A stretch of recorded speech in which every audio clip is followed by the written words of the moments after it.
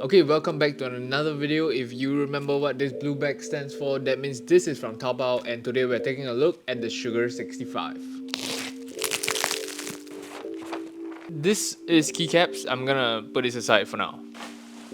But this is the Sugar 65. So many of you have requested for this keyboard, and there is a specific reason. One of it is budget. It costs 30 US dollars. I paid 41 Singapore dollars, but this is 30 US dollars, and I believe it has some pretty good features and very good specs that we are always looking out for.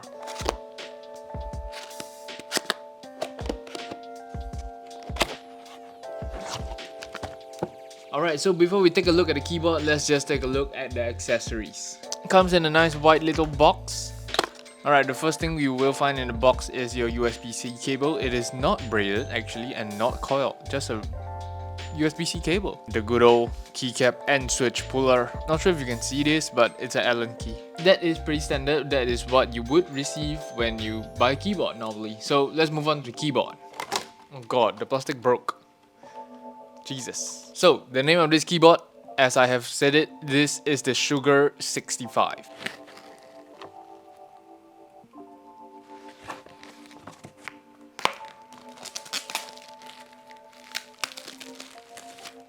Okay, first up, I'm very impressed. How far have we gotten into this keyboard hobby? This is the Sugar 65. From what I can see, FR4 plate, fully aluminum, comes with a knob, plate mounted stabilizers, PE foam, plate foam, south-facing PCB, 5-pin hot swap, and at the back we actually have an engraving of the sugar, the word sugar engraved at the back. But the workmanship on this, honestly, pretty good. Alright, so before we start building this thing, I'm gonna take it apart, check out what's included, check out what foam is included, check out how the internals are like. So let's start off by removing our two pre-installed switches, and followed by that, we're gonna remove our knob. I'm pretty sure this is what our Allen key is for, to unscrew the back. It is held together by 6 screws at the back. Alright, all 6 screws are done. It has came loose. Shake the screws out. Alright, so let us remove our top cover. Seems like we have our knob hole. We have a bunch of spacers. I believe these are for the gasket mounts that I see on the keyboard. So let's take a look at our PCB. Starting off with our plate, this is a FR4 plate. The black and gold is really nicely done. It is definitely one of the cheaper FR4 plates, but it's still really nice. We have our silicone gasket mount, the gasket sock mount. Pretty popular nowadays instead of pour-on foam, which I also do prefer. So yeah, for $30, this is kind of crazy. The keyboards we have seen with the gasket sock mount so far has been above like $100, I would say. And we also have our plate mounted stabilizers, not exactly the best, but I'm just gonna keep them in and see how they do. Our first piece of foam, we have a pour-on plate foam. Our second piece of foam is a PE foam. I have never seen something like this. There's a piece of film above our PCB. I don't think I'm gonna keep this piece of plastic in. It doesn't feel like it is meant to be in it. It feels like a protective film. We have a ton of flex cards in the middle for providing it for more flex. We have 5-pin hot swappable sockets that are south facing. The RGB is at the bottom. Unfortunately, this does not support screw-in stabilizers. That is why we are using plate-mounted stabilizers. At the bottom, we do not have a case foam. Instead, we have a PCB foam in this really weird material. It's really like rough. I have no idea what this material is. Soft though. It's like soft, but like the texture is really rough. And at the bottom, we have a really neat daughter board protected by a plastic film. I'm gonna keep this plastic film in, and daughter board cable to basically connect our PCB to the USB-C. One of the other main reasons I also open up the entire keyboard that you don't really have to do is to remove the PE foam. Many of you have been complaining that I have been using too much PE foam in my videos, so I'm gonna give in and not use PE foam for today. Alright, we have our PCB installed. PE foam is a no-go.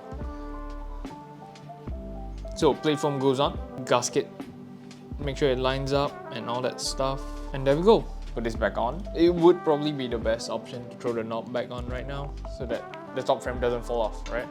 throw the screws in, and we can build our keyboard. I decided to go with a tactile switch. These are Holy Pandas. I believe these have been looped and filmed. Right now the current affiliate I'm using is by Top King. He basically does pre-loop and film switches that are like hand done. In the description down below you will be able to find a link.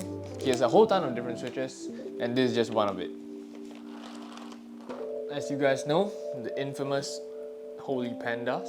These switches have been looped and filmed by Top King himself, and I am honest, I have high expectations and expectations have been met.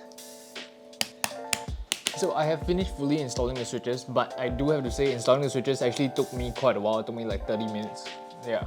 So the reason why it's so hard to install is also because of the plate and its flex cuts. There is a lot of flex cuts on the plate and makes it really hard to install the switches properly. It means you can put in the switch, but it doesn't fully sit into that plate. You know what I mean? And that usually isn't the best, so I try to squeeze everything in. It took me about 30 minutes, but yeah, we can move on to our keycaps now. As usual, since I got the kit on Taobao, I just got some random keycap set. I think it's like a red color keycap set, if I'm not wrong.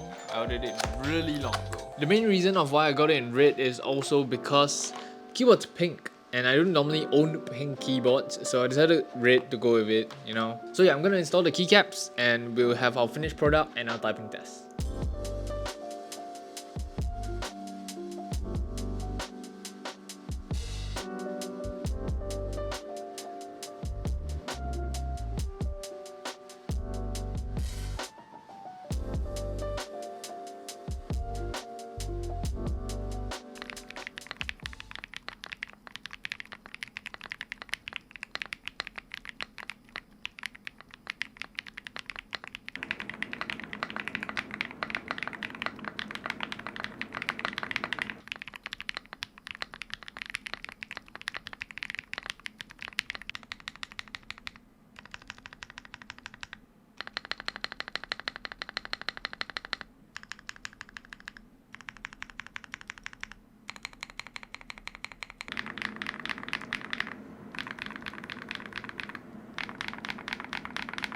So yeah, the Sugar 65 is honestly pretty good. I would recommend it to someone who has built a keyboard once before, at least. Installing the switches is really hard. I don't believe a beginner would enjoy their experience building this keyboard because of how flexible that plate is and that plate foam not being strong enough to support the flex cuts. Aside from that, the keyboard actually sounds really good. The heavy aluminum base really adds a lot to the keyboard's personality. I would say this definitely leans towards the talkier side or the deeper side if you're building this keyboard. If you like that talky sound, you can try this keyboard. I believe you throw in some Boba U40s and it might sound pretty good. But aside from that, this has been the Sugar 65, a $30 US keyboard kit. I'm not too sure if this is available in the US, but on Taobao it is $30 US.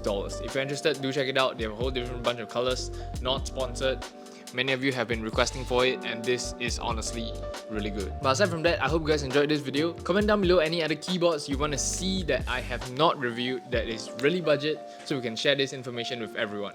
Subscribe if you enjoy keyboard content and like the video for good luck. I'll see you guys in the next one. Peace.